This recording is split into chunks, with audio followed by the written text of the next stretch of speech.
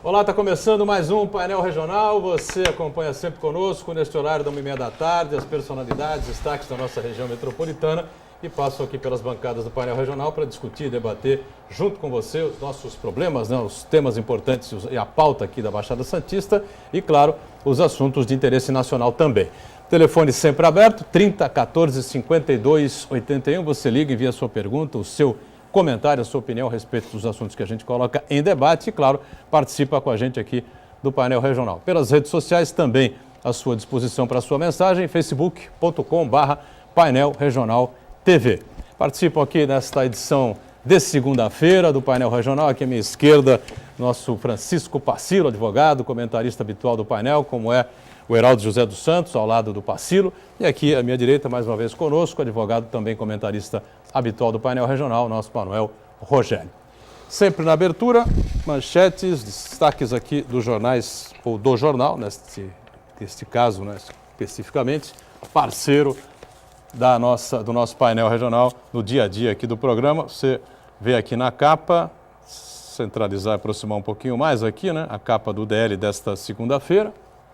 Dá para centralizar, chegar um pouquinho mais? Não. Volume de lixo cresce, 2,7% ao ano em São Vicente. Um problema dramático que vive a população vicentina.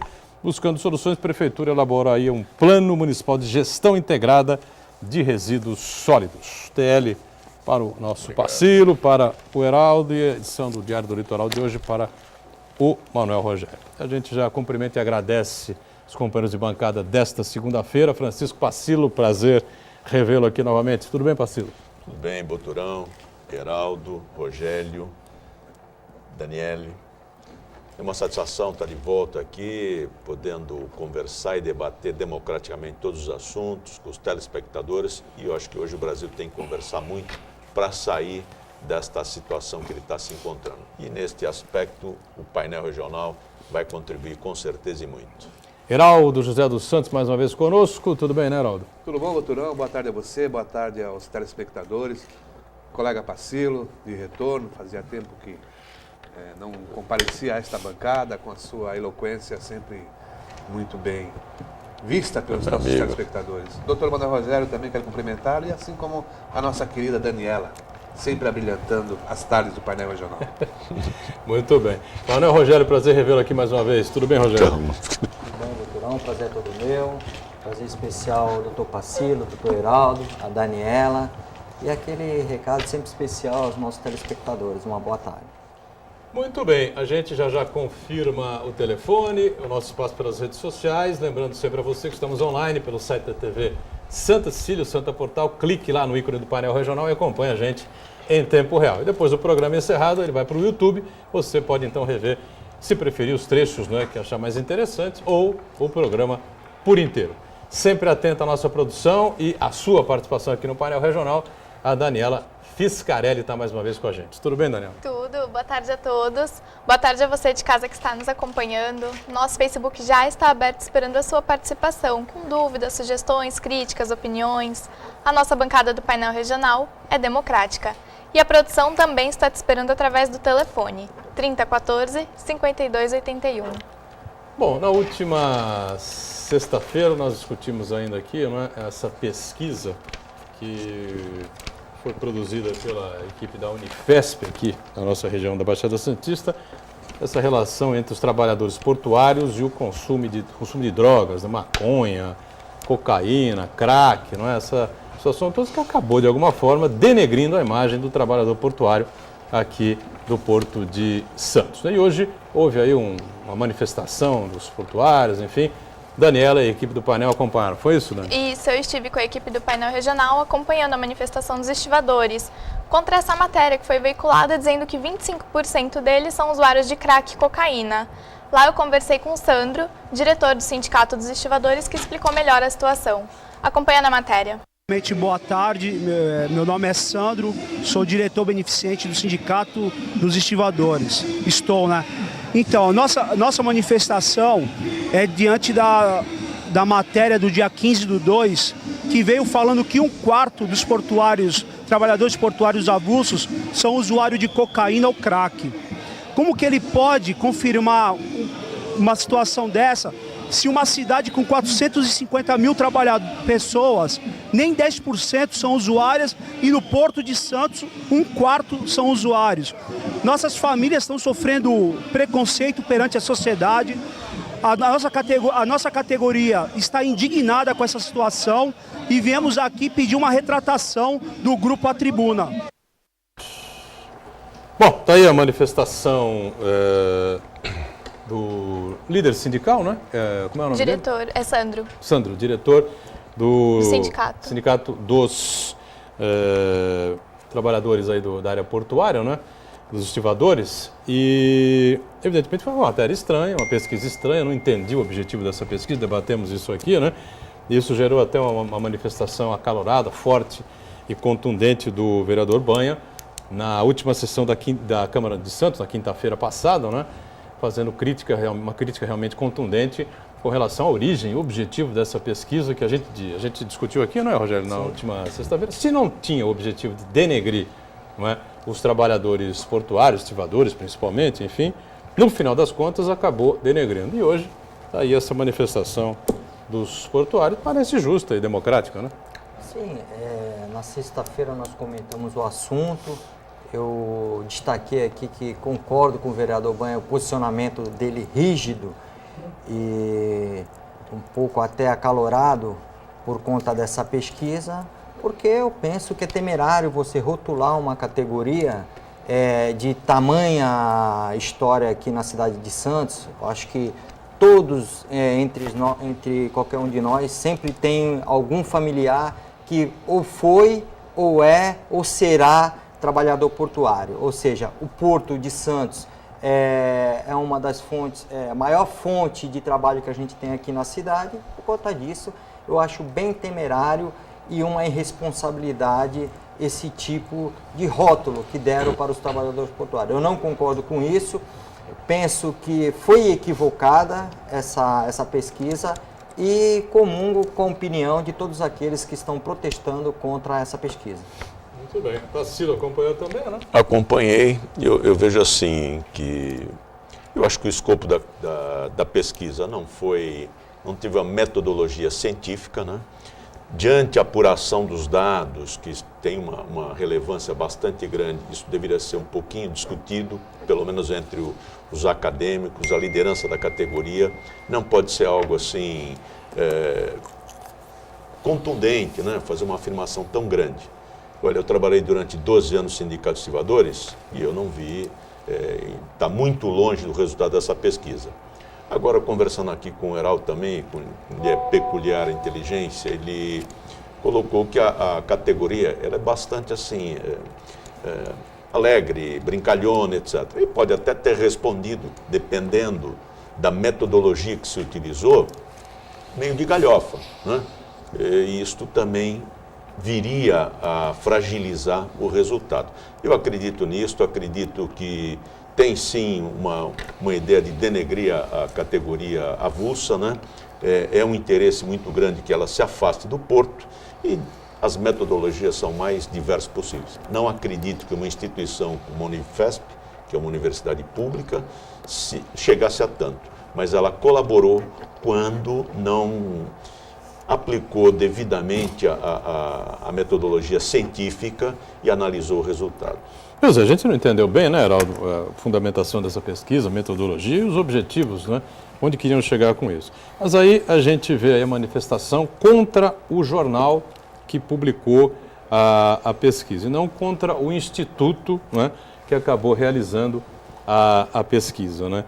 Jornalisticamente, eu acho até que o jornal tem a sua responsabilidade, claro, né? O jornal divulgou a pesquisa, está se responsabilizando, né, por aquilo que coloca nas suas páginas, né? Agora, fundamentalmente, seria o sindicato tirar satisfações com a Unifesp, né? Ou com o setor de pesquisa, né, da universidade. Exatamente, com todo o respeito que a gente tem pelos trabalhadores portuários, a manifestação é legítima, o protesto é legítimo, mas eu acho que houve um erro de direcionamento. Eu acho que os trabalhadores deveriam se dirigir, sim, à universidade, ao campus da Universidade, da Unifesp em Santos, e protestar, porque, até onde sabe também, essa pesquisa deu origem a um livro que foi lançado na capital e, ao que parece também, alguns trabalhadores foram convidados, né, foram levados a erro e convidados a essa pesquisa no convite se reportava aos trabalhadores avulsos e, chegando lá, tiveram essa desagradável surpresa. E, mais uma vez, eu também tenho que concordar com os colegas de mesa, essa metodologia, como foi feita essa pesquisa, não dá, sinceramente, não dá para entender, porque a se considerar realmente que 25%, volto a dizer, 25% do universo dos trabalhadores portuários avulsos são viciados em crack, teríamos no cais verdadeiros zumbis trabalhando. E a gente sabe que quem é viciado em crack não consegue trabalhar, não consegue nada, é um morto-vivo. Então, portanto, eu acho que pecou, e pecou muito. O doutor Pacílio mencionou aqui aquela história da galhofa, essa coisa toda. É bem capaz de ter acontecido isso. Chega alguém que você não conhece e pergunta se o senhor é viciado em crack, e ainda mais para o trabalhador portuário que gosta de tirar um sarro, de fazer uma brincadeira com tudo. Fuma, cheira, quer dizer, e cadê a tese científica, a comprovação, né, do que foi apurado ali em campo? Comprovou-se efetivamente que eram viciados, que eram dependentes. Então, fica números jogados, lançados, e aí quem vê de fora fala, olha, no Cais Santista todo mundo lá é viciado.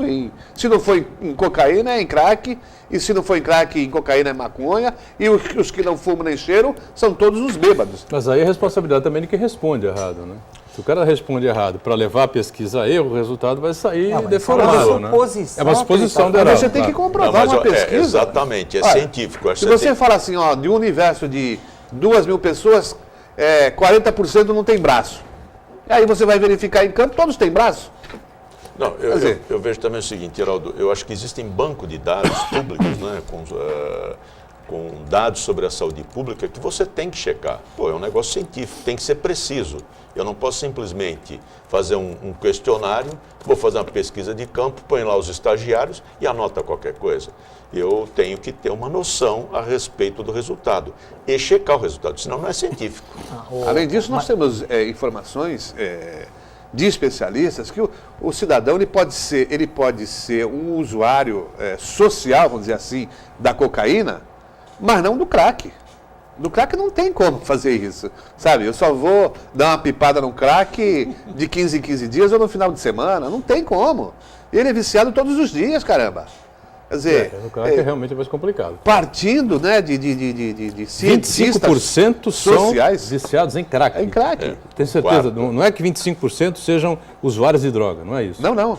25% de crack. De crack, né? 34 eu não estou com a pesquisa aqui agora. 34 de maconha. E cocaína, 80 e pouco de cocaína. 80 e pouco de bebidas alcoólicas. Bom, realmente é um número impressionante, né, esses números da pesquisa.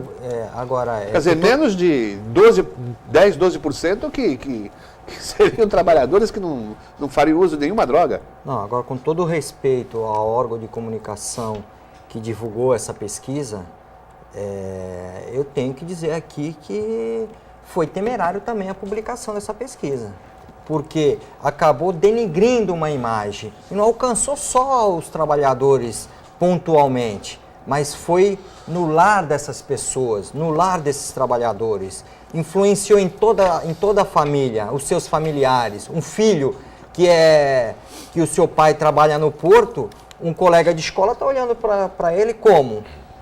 Uma professora está olhando para esse filho como? Isso por quê? Porque uma determinada pesquisa rotulou o trabalhador portuário e o órgão de imprensa foi temerário, sim, em divulgar isso. Não, o órgão de imprensa tem a responsabilidade, eu disse isso agora há pouco, mas se um cidadão dá uma entrevista para um jornal aqui da cidade e diz que um cliente seu é ladrão, qual é a atitude de você, como advogado desse cliente? Você vai para cima do cidadão que disse que o seu cliente é ladrão e não provou. Sim. Embora o jornal também tenha a responsabilidade de publicar a declaração do cidadão. Eu acho que o jornal é local, tem uma página sindical, ligado à área portuária, né? Tem uma vivência na área portuária e realmente eu concordo, doutor Rogério, como sempre, com a sua peculiar inteligência, aguda, aliás, de que o jornal tinha que ter um pouco de cautela também. Vejo que a função do jornal é importantíssima. E aí me sensibilizei, como sensibilizou o doutor Rogério, nós viajando em continentes diferentes, ele foi para a Europa e me mandou uma correspondência de umas fotos dos imigrantes, inclusive uma criança, acho que saiu aqui também, no meio de uma praia morta. Eu acho que aquela foto talvez mexeu muito mais, agilizou muito mais qualquer tratativa diplomática, etc., do que qualquer outra coisa.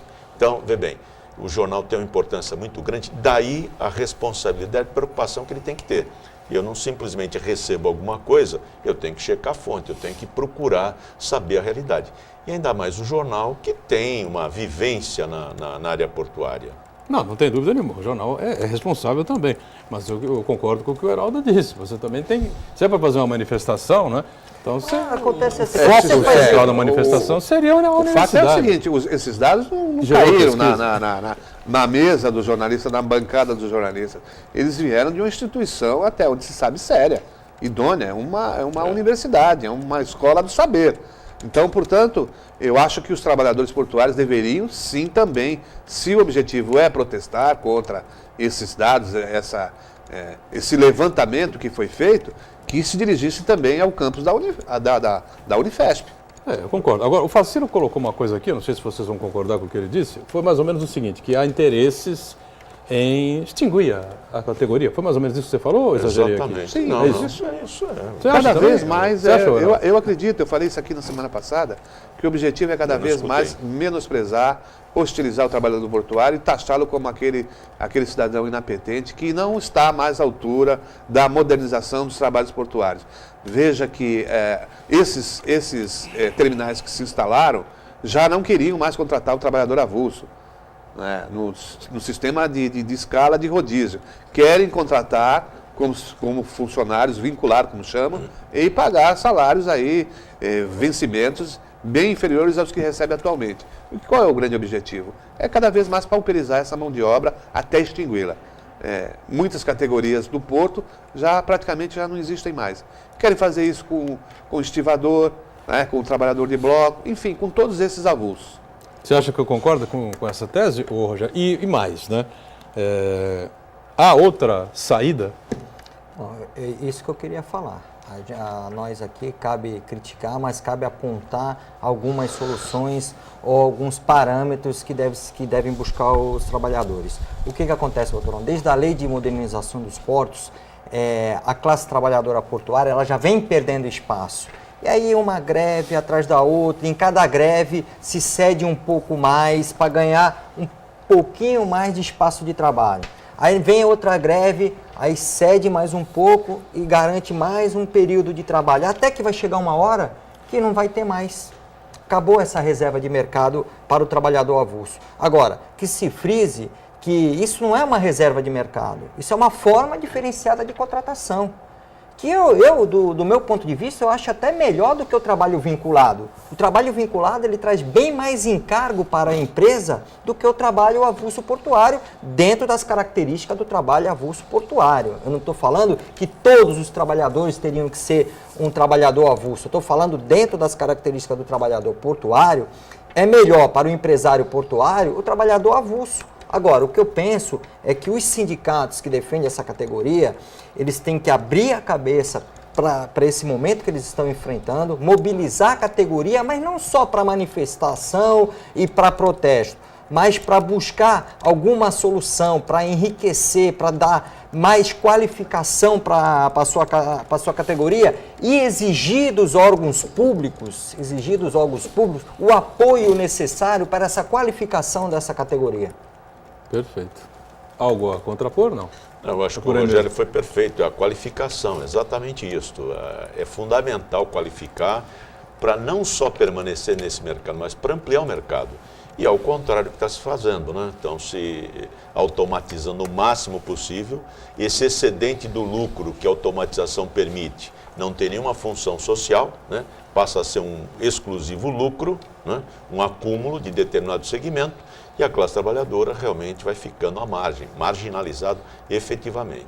Muito bem, Daniela, antes da gente encerrar esse bloco aí, alguma participação com relação ao tema, aos portuários, enfim? Sim, pergunta do Uriel Vilas Boas. Profundamente lamentável o comportamento dos pesquisadores da Unifesp. Toda pesquisa é importante, mas constatado algum problema, os pesquisadores tinham a obrigação de buscar representantes da categoria e encontrar soluções, mas não fazer como fizeram, dando publicidade ao fato. Lamentável. Pois é, aí a opinião do Uriel, né?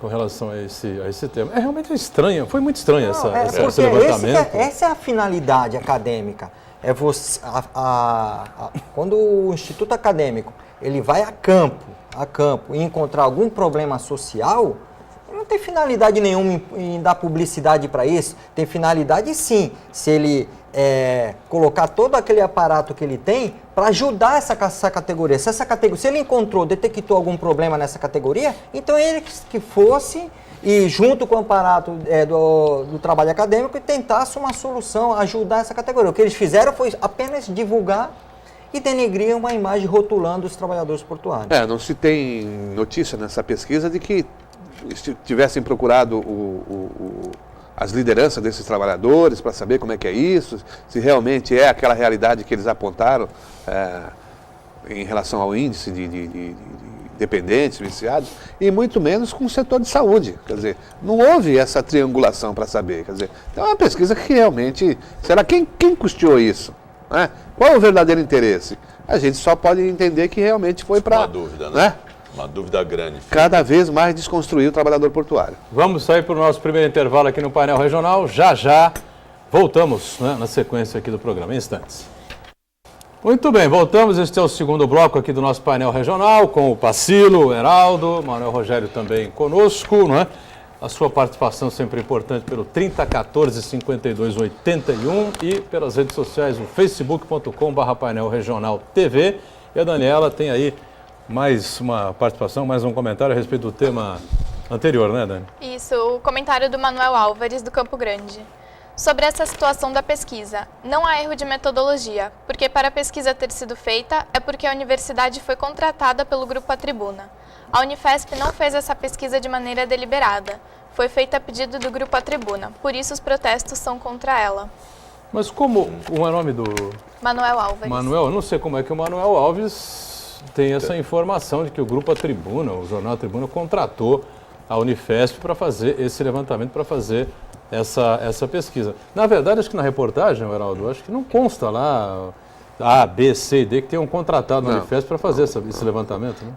Com todo respeito ao telespectador, ele está equivocado. A Tribuna tem o seu instituto próprio de pesquisa. Tem o PAT. Não contrataria a universidade e isso, pelo menos, está bem claro na reportagem lá que foi publicada semana passada.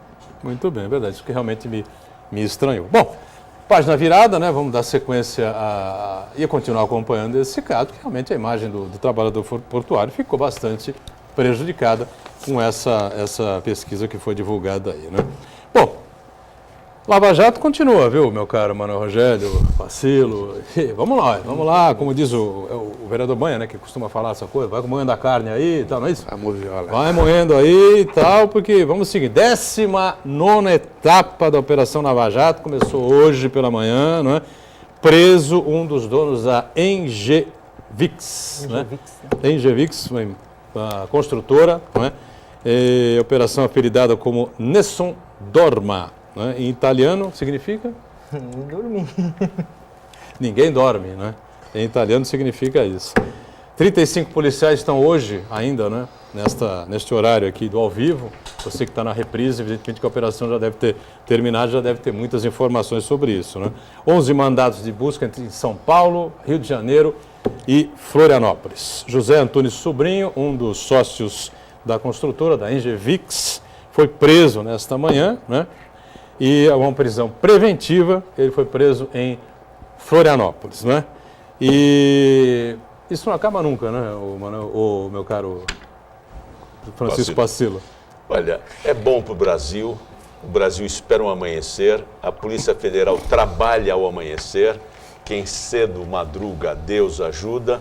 Eu acho que o Brasil está sendo ajudado a mudar, a limpar um pouco, né? A sanear essa imundície que veio aí com Lula, Dilma, etc. E aquele pessoal lá da Petrobras, isso foi instituído pelo PT, essa organização criminosa no Estado. Então, eu acho que isso está ficando claro, né? E agora, de uma forma bastante contraditória, a Dilma luta para que não haja financiamento privado de campanha.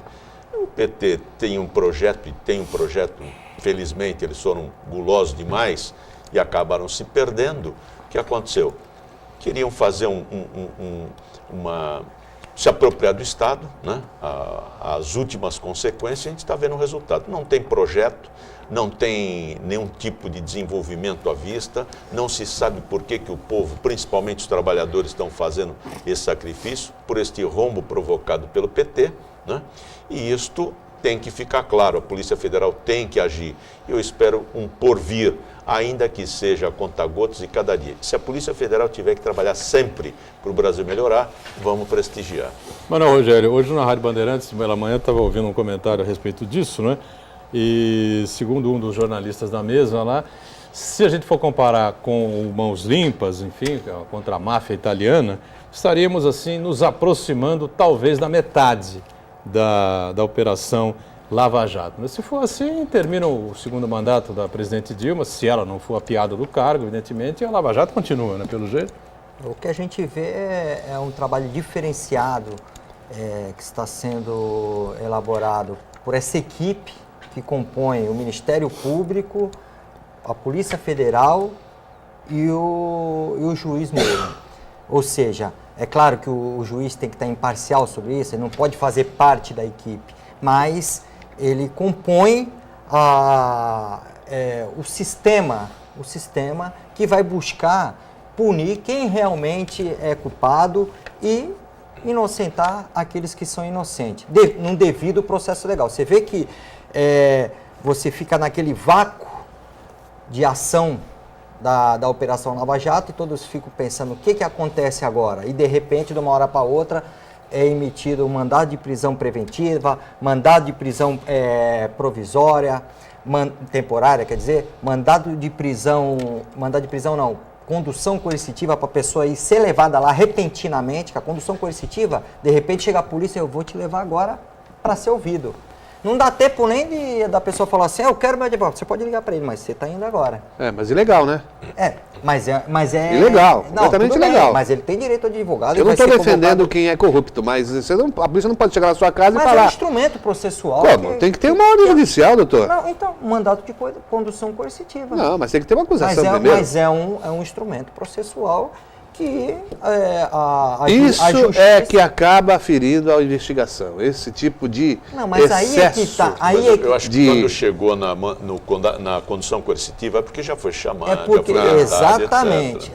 Viu, tem que ter uma origem. Aí é onde eu queria chegar. Sim, se a forma que está...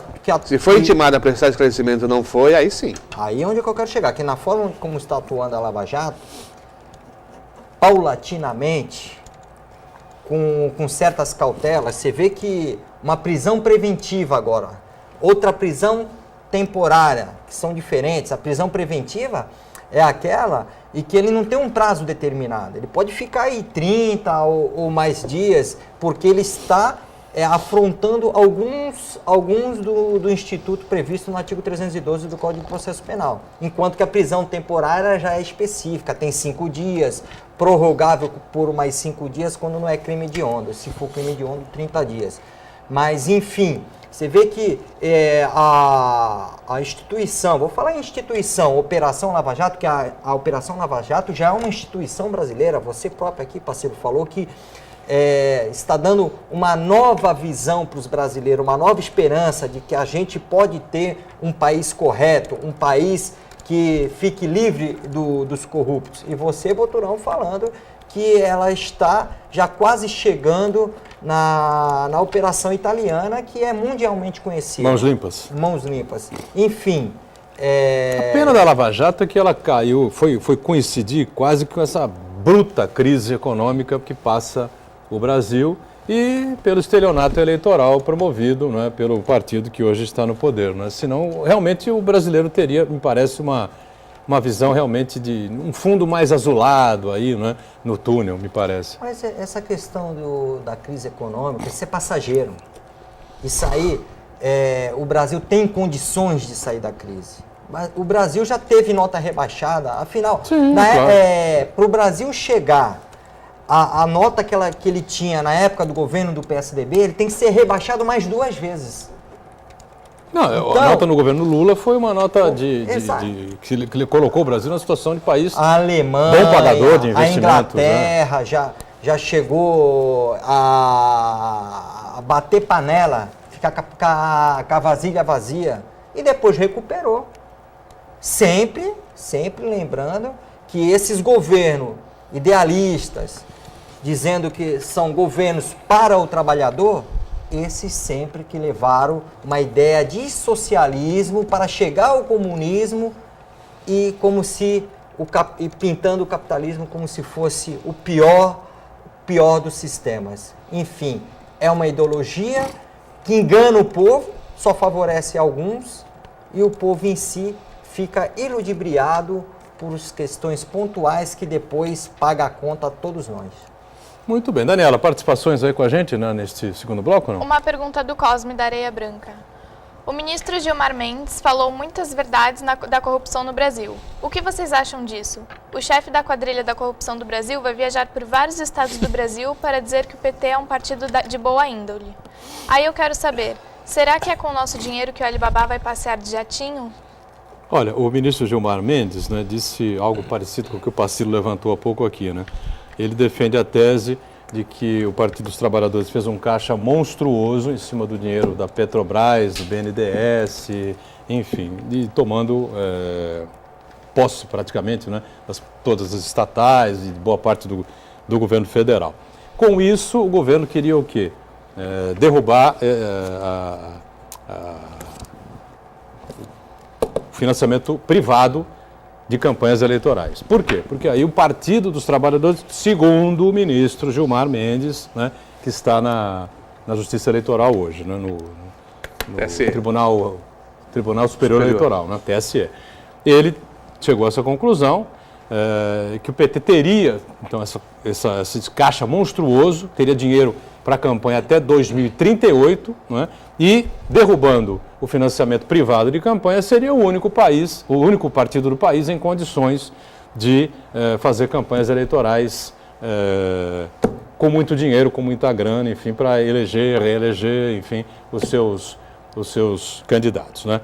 Agora, com relação ao Alibaba e ao líder da quadrilha, isso aí fica na opinião do telespectador. A tese do Gilmar Mendes inclui ainda o outro ministro lá, o Luiz Barroso, e a própria OAB, né, com o seu comando federal, que entrou com uma ação direta de inconstitucionalidade, né, questionando o suporte privado para as campanhas, né. Agora, eu fico pensando o seguinte, doutor, o senhor falou, né, louvou a Lava Jato, tal, doutor Rogério também, mas eu queria saber o seguinte, e se tivéssemos iniciado essa grande investigação lá atrás, no tempo em que o Paulo Francis falou, né, dos milhões que saíam da Petrobras e iam para os paraísos fiscais, essa coisa toda. Será que lá atrás nós já teríamos passado o país a limpo e evitaríamos essa sangria, essa roubalheira que aconteceu nos cofres públicos, doutor? 1996, essa declaração do Paulo Francis. E o Paulo Francis, que acabou falecendo por infarto na ameaça de uma ação de indenização contra ele. Que houve essa ação lá nos Estados Unidos. E lá é sério, né? Lá, quando se fala que vai para a justiça, o negócio funciona. Aqui a gente vai tateando. Olha, o momento ocorre. Talvez naquela oportunidade, eu não acredito nem que fosse tão grande. A roubalheira? A roubalheira poderia estar acontecendo de modo individual. O PT institucionalizou, organizou. Quando ele aparelha todo o Estado, as estatais, etc., eu acredito na tese do Gilmar Mendes. E eu não vejo assim que há uma indignação completa de todo mundo quando, olha, eu vou devolver 90 milhões. O pessoal está cheio de dinheiro, o que está devolvendo aí, eu acho que é um limpa-queixo. Excedente, É né? que é muito, mas tem plausibilidade a tese esqueci o nome Gilmar dele, Mendes? Gilmar Mendes. Tem plausibilidade pelo volume que a gente vê, a quantidade, e as pessoas falam com uma naturalidade. Não vou devolver 100 milhões de dólares, não vou devolver 50, sabe? É um negócio louco. Tem sim, está estocado em algum lugar. Agora, é evidente que se tivessem tomado as devidas providências, não é? Se os culpados por esses desvios da Petrobras tivessem sido investigados, descobertos e punidos à época, a questão de quase 20 anos, né? 19 anos, que eu falei aqui, em Isso. 1996, né? Essa denúncia foi feita no Manhattan Connection, né? Onde a grande estrela do Manhattan Connection naquela época era Paulo Francis. exatamente o Paulo Francis, pelas opiniões contundentes, polêmicas e pela maneira, né? Como ele se manifestava na bancada do Manhattan Connection, que está aí até hoje. Evidentemente que a situação hoje poderia ser diferente, claro. Eu acho que houve uma organização, né? Aliás, o Zé Dirceu foi acusado disso, Exatamente. É isso que eu ia colocar. de institucionalização da corrupção. Obrigado. Exatamente isso. Quer dizer, se organizou com perfil, com verniz ideológico. Só isso. No fundo, foi roubalheira da grossa. Eu penso que corrupção não é um problema específico do brasileiro. E ainda que tivesse sido apurado toda essa questão em 1996, poderia nós estarmos passando por isso tudo novamente.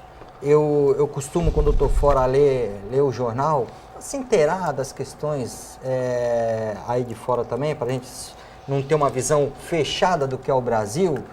E eu lendo um jornal espanhol, eu estava lendo uma crônica de um escritor falando da corrupção catalã. E nessa divisão entre catalão e espanhol, que o catalão é tão corrupto como o espanhol. E o sentido era mesmo. Eles falam de concessões, de comissão que eles falam é propina, comissão, e falam também dessas empresas concessionárias que prestam serviços, que têm contratos com o poder público. Ou seja, isso é em Portugal, isso é na Espanha, isso é na Itália. Precisa ver a proporção, né? Sim. Você tem países como na Inglaterra que tem corrupção também, mas é em menor grau, como tem países que é em maior grau. Mas a corrupção é inerente do ser humano, porque o ser humano, quando ele só pensa em si e deixa de pensar numa coletividade e deixa de aplicar os princípios religiosos que ele tem, aí ele começa a ser corrupto. Vamos para mais um intervalo e já a gente retoma aqui a sequência do painel regional. É rápido. Muito bem, voltamos, né, ao terceiro e último bloco desta edição do painel regional, aqui com o Pacilo, Heraldo, Rogério, né, Daniela Atenta vem já com participações importantes dos telespectadores. E por falar em mudanças, né, reforma ministerial vem por aí, parece que a presidente Dilma anuncia amanhã a saída de 10 ministérios, né? E de 39 ficaremos então com 29 ministérios no governo federal. Para nós aqui, não é, santistas, moradores da Baixada Santista, parece que o caso mais polêmico, mais debatido seria mesmo a CEP, né? A Secretaria Especial de Portos. O deputado Papa esteve aqui recentemente, não é, defendeu fervorosamente a manutenção da secretaria, importante aqui para o Porto. Não sei se você acha tão importante assim, o Pacilo, que não deu para limar, ou você gostaria que mantivesse também a CEP, o Rogério, o Heraldo? Não, eu acho que deve manter a CEP porque é um órgão especializado, que criou uma vocação para o Porto, hoje tem uma estrutura. Infelizmente, há uma tendência de se fragilizar a representação local e a representação do setor, né? Você pode ver, nós tínhamos o CAP já não tem mais função deliberativa, e isso é muito ruim. Tudo aquilo que centraliza, né, como tem lá o poder central em Cuba, o poder central na China, tudo isso é muito ruim. E aí, aliás, vai contra o processo democrático. Eu acho que tem que manter a CEP, e eu acho que tem que manter os ministérios necessários. O que se tem que taxar é o capital, o que se tem que fazer é um ajuste fiscal. Se eu gasto R$100 mil no imposto de renda, tem que ser respeitado esse meu gasto. Não, eu gasto com escola 30 mil e só posso contar 3. Então, nós temos que fazer esse ajuste fiscal. Não é só cortar essas despesas, não. Muito bem. Rogério, manteria a CEP também, não? Eu, a princípio, eu expus minha opinião aqui no programa com o deputado Papa, João Paulo Tavares Papa, e ele acabou me convencendo no sentido que ele tem uma experiência maior, é claro, agora ele é deputado federal, e ele falou que uma secretaria é para efeito de você reivindicar diretamente na secretaria, ela seria de melhor valia tendo a sua existência. Eu, particularmente, eu penso que quando você tem vontade política, você não precisa nem de secretaria.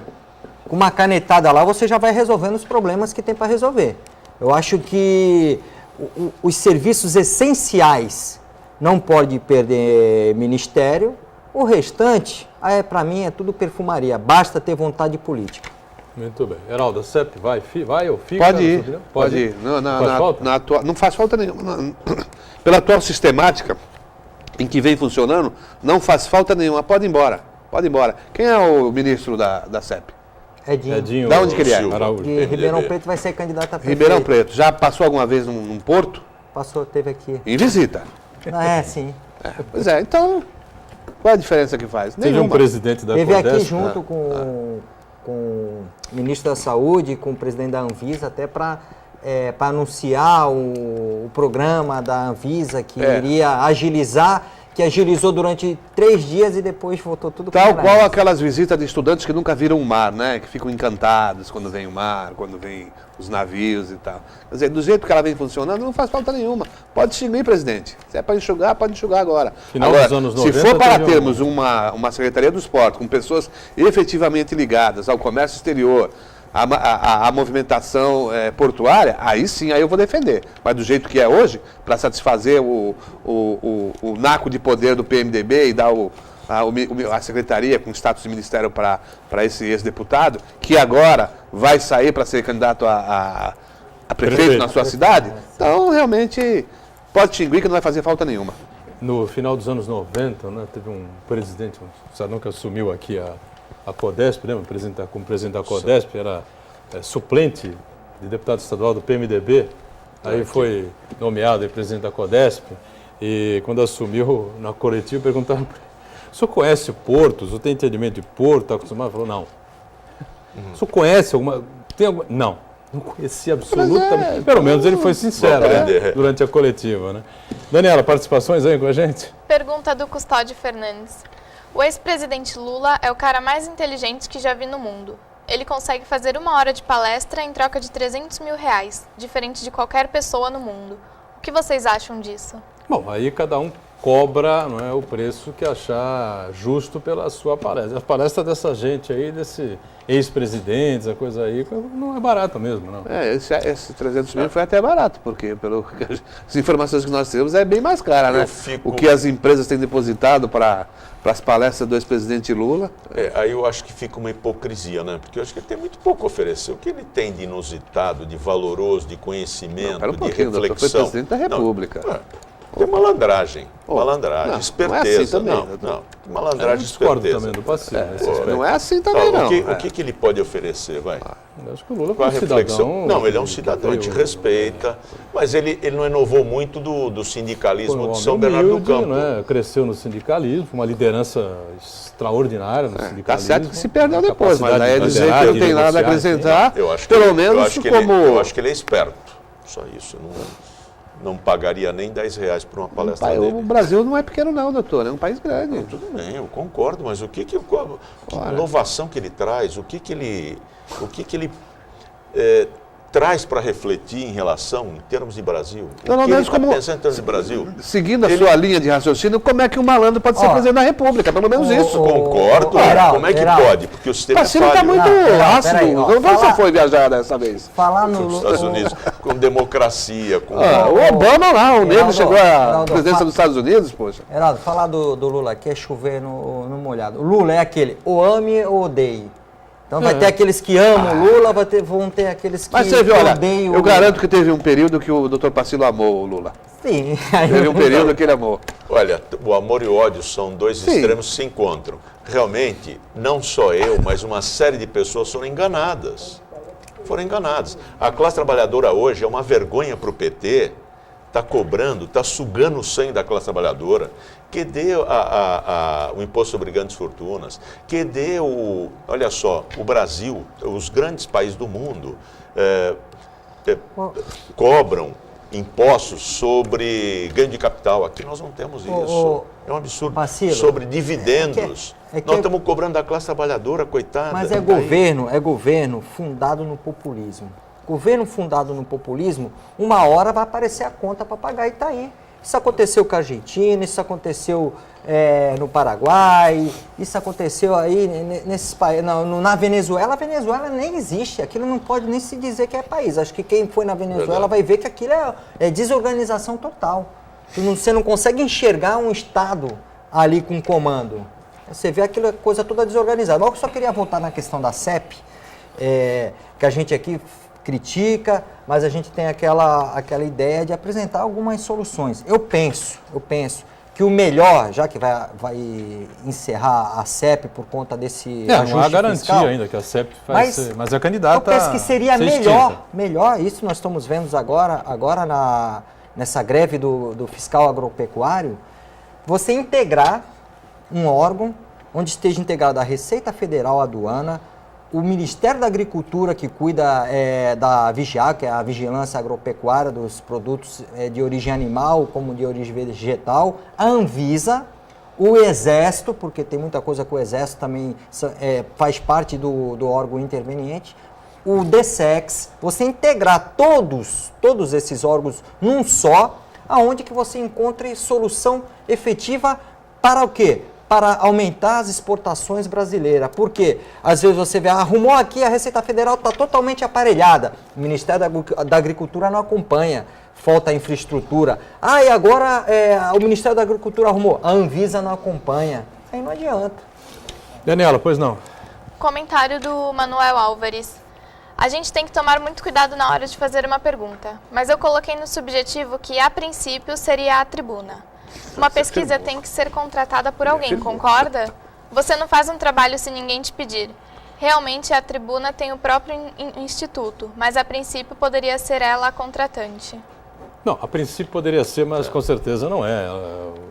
O Jornal Tribuna tem lá o seu instituto, como o Grupo Tribuna tem o seu instituto, que é o IPAT, coordenado pelo Alcindo Gonçalves, que a gente respeita, claro.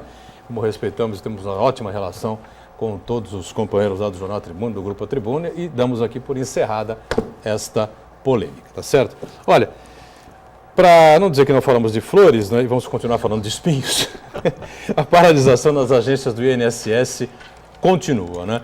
A informação de que o 13º dos aposentados e pensionistas não vai ser prejudicada no momento. Mas quem pretende se aposentar, meu caro Manuel Rogério, está encontrando enormes problemas e enormes dificuldades, né?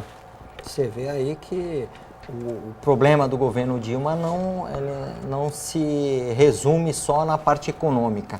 Ele já está afrontando a nossa Constituição, porque um dos princípios da Constituição Federal, inserido com a emenda 19, ele diz o quê? O princípio da eficiência. E eficiência administrativa é o quê? No mínimo, atender o administrado. No mínimo, atender aquele que vem buscar o serviço. Isso a gente está vendo no INSS, estamos vendo no Ministério da Agricultura, que está em greve, e vão vir muito mais órgãos que estarão impondo greve por conta que nenhum servidor público federal vai ter aumento. Muito bem. Mas o Congresso autorizou o aumento, né? Aprovou o aumento, a presidente vetou. E agora... Tem que vetar. Se ela não vetar também, é responsabilidade total. Se eu não me engano, foi o deputado Papa aqui nessa bancada que falou que era favorável à liberação a quebra do veto. Um reajuste reprimido, né? Isso. São 76%. Isso aí que é no Brasil. Aí 76% no atual. O cidadão normal vai ter que pagar mais tributo e aí deixar aumentar, aí também não concordo. Mas o que é mais caro? Greve ou pagar?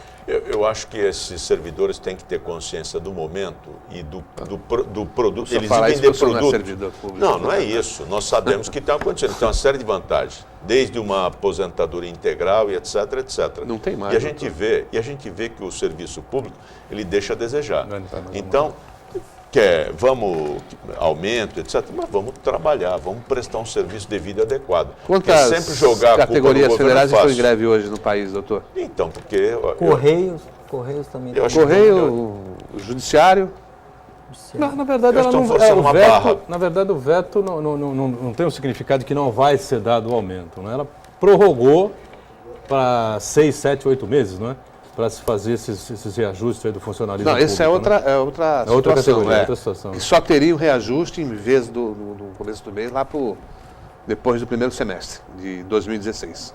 Pois é, com essas greves pipocando, com os índices caindo aí, de popularidade da presidente caindo pela... Faz tempo que não se divulga uma pesquisa, né? Aliás, de avaliação do governo. Bateu no chão, bateu no zero. Nunca Traço, mais. é traço. Negativo. Agora é traço? É traço. Menos 1, menos 2? Não chegou mesmo, está no traço. E a gente Quer dizer, sem vai efeito caminhando nenhum. naqueles termos que foram citados pelo vice-presidente Michel Temer, né? Dizendo que com 6, 7, 8% de popularidade, de aprovação, nenhum governo se segura. Isso é óbvio, né?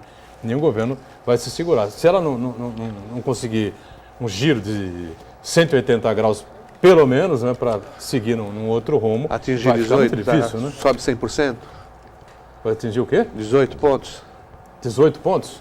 O giro que você fala é mais ou menos isso. Não, mas aí ela cresceria um pouco mais, né? Teria que haver uma... Então tem que teria ser que haver mais. aprovação por parte do Congresso desse ajuste fiscal. Agora, vem a CPMF será enviada ao Congresso hoje. eu acho passa? Dificilmente. Não passa? Na não. Câmara Também acho que não passa, Não. Rogério? Penso que não passa, mas eu acho que não há outra solução senão aumentar a arrecadação para o cofre público. Se não aumentar, não vai ter solução. Eu acho que o que tem que fazer, olha, qual é o projeto, onde nós vamos chegar, para nós fazermos sacrifício ou não. Porque fora disso, olha, nós precisamos, vai acontecer, e a gente não sabe em que termos, qual é o valor, qual é o montante e para onde nós vamos. Estamos fechando aqui o painel regional, agradecendo sempre a sua colaboração conosco, a sua audiência, agradecendo ao Pacilo, Heraldo também sempre conosco, Rogério, comentarista habitual do painel, e diariamente conosco a Daniela também. De segunda a sexta, ao vivo, 1h30 da tarde, reprise 8 da noite, final de semana, 2 edições do painel, weekend, sábado, 3 da tarde, domingo, 5 da tarde. Obrigado, tchau.